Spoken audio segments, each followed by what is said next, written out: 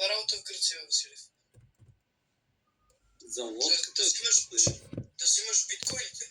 Не биткоин.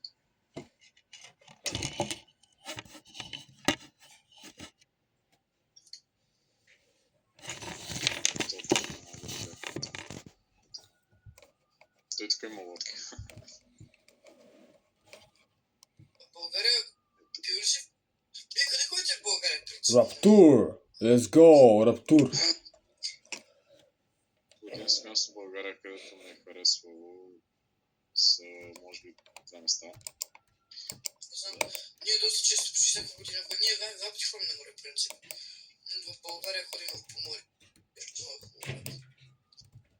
Василев, значи по море. Това е май брат му. Ехе... Бачов ще манастира, бе, брат. Манастира, ти тук бил ли си, пси? Не. Не си бил Бачов, ти манастира? Не мисля. До Пловдив, бе, брат, някой път ще идем с колата, искаш ли? Постоянно много хора ходят там, брат, аз... Откакто се помня, винаги сме ходили там с нощи. Не знам дали си се ходил, човек. Утре с баба и дядо сме се отговорили да ходим до Арабския манастир. Той също е да Пловдив. Вие тук говорите за морета работи, ама лично вие какво бихте предпочели, морето или Балкана?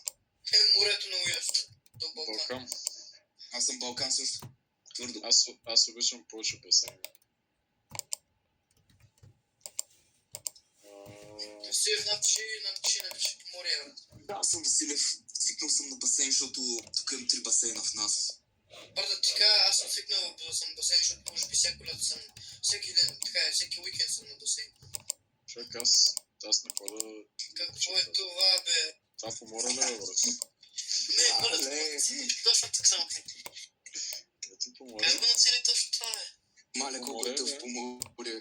Мале, колко е тъв. Отиди по плажа някъде. Така на почивка, бе. Взимам ли си с далече, така снимам ли си? Да, и ще ти пратя снимка. Добре. Ще. Скап! Виж, развижи се и с център, давай направи. Мисля, че това е новия град, ако не се лъжа.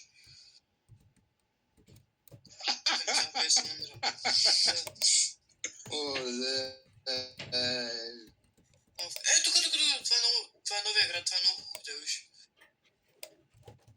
Виж, аквапарк е, брат, да, тук тък може да бъдеш по море, виж, тук търсят квартири, да виж, пише, че има квартири. И ние по новия град сме били само един път, много често ходим в стария град, защото там поблизо център. И често като ходиш да разкараш в център. Аз забравих как се казваше това място, човек. Бъде център, пиши център,